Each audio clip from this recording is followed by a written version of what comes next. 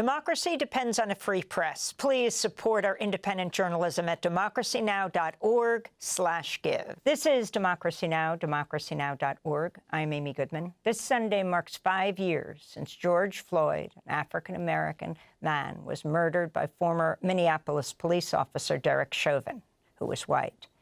In a video that shocked the world, spurred a global movement for racial justice, Chauvin pinned George Floyd to the ground with a knee on his neck for 8 minutes while George Floyd gasped for air. In a video that's now been seen around the world, he repeatedly said, "I can't breathe." The warning, the video is extremely graphic.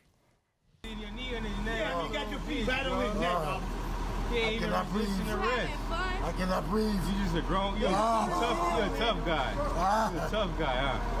I say you're a tough guy. You're not even resisting arrest, bro. His whole nose. You know how you fought with him? Bro, but why you just sitting there? He ain't doing nothing now. Put him in the car. It'll kill me. 3 other officers stood with Derek Chauvin, one of them holding back those who wanted to help George Floyd. In the days that followed, thousands took to the streets of Minneapolis, and demonstrators set fire to a police precinct just hours after prosecutors said they were not yet sure if they would criminally charge Chauvin for murdering George Floyd, as seen in the video. Even as police fired tear gas and rubber-coated bullets at demonstrators, the protest spread to become the largest nationwide uprising since the 60s as protesters shut down cities across the United States. George Floyd! George Floyd! George Floyd!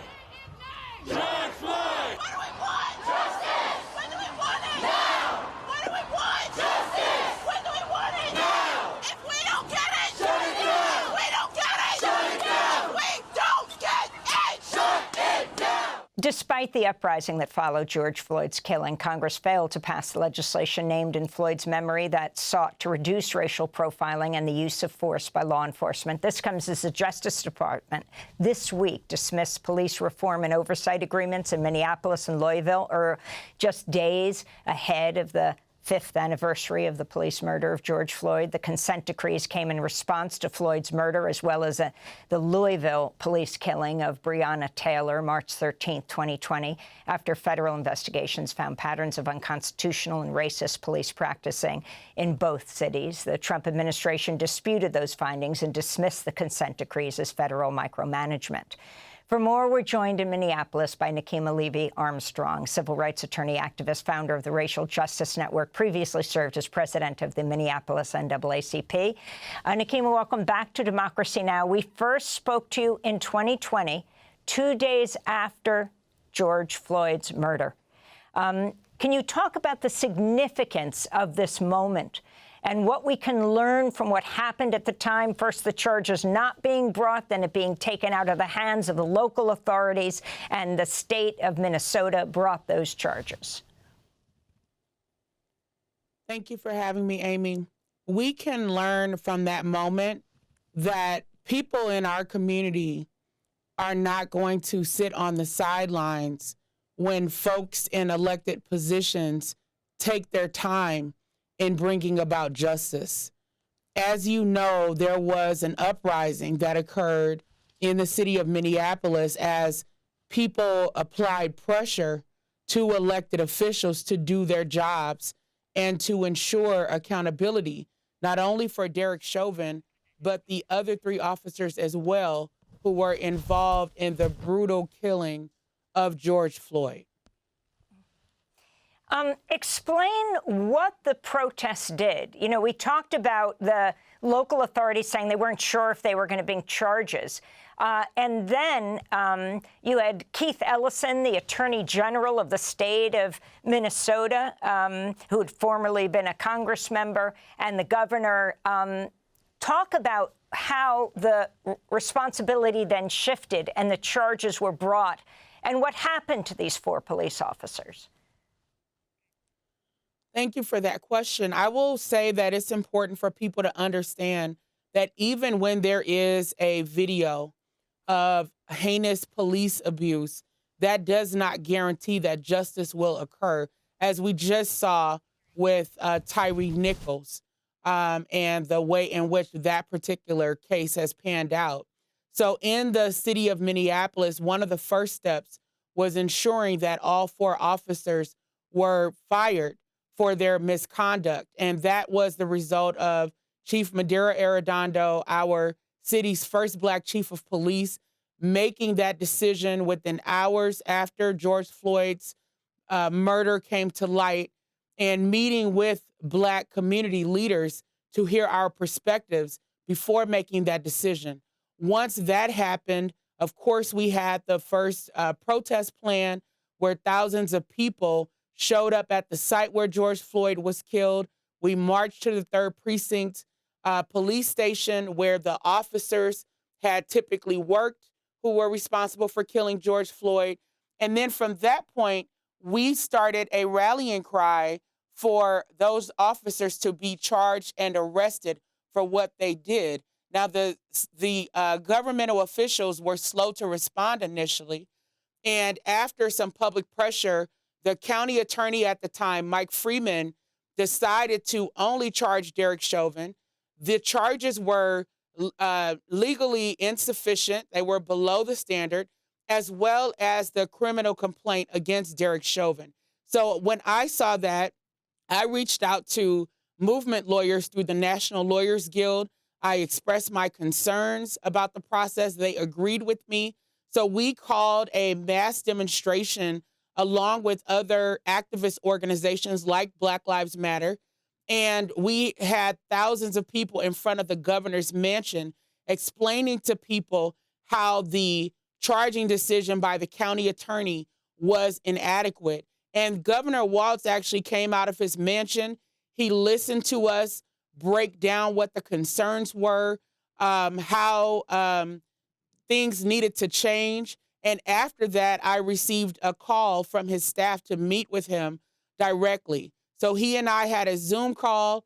During that call, I laid out more of the legal issues, as well as the fact that he needed to use his executive authority to remove the case from the hands of the county attorney and to put the case into the hands of the attorney general.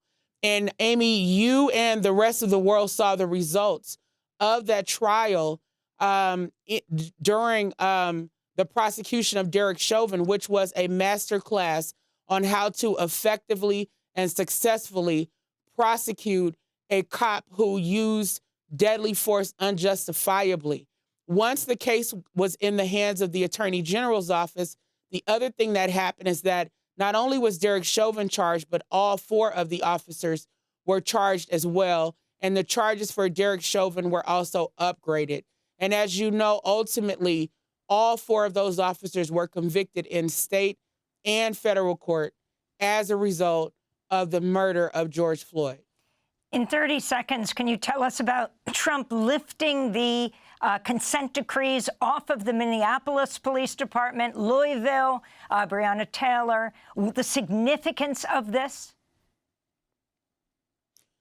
It is very clear that Donald Trump's intention is to roll back the progress that began, I would say, in 2020 and even before that, when the folks in Ferguson, Missouri rose up after Mike Brown was killed. It is a slap in the face to the Black community and communities around the country for Trump's DOJ to withdraw from the consent decree process. It's unconscionable, it's unacceptable, and I would argue that it is an attempt to create a race war, wanting us to take to the streets so that Donald Trump can use martial law against protesters. But we're not falling for the bait. We are continuing to call out these injustices and to say that we are expecting accountability. We're expecting reform and transformation of police departments that engage in unconstitutional policing practices. Nekima, we just have another 30 seconds. And my question to you is, the police murder of George Floyd happened during the first term of President Trump. To say the least, he's been openly hostile to the Black Lives Movement. In 2020, he reportedly ordered the military to, quote, beat the F out of BLM protesters, even shoot them.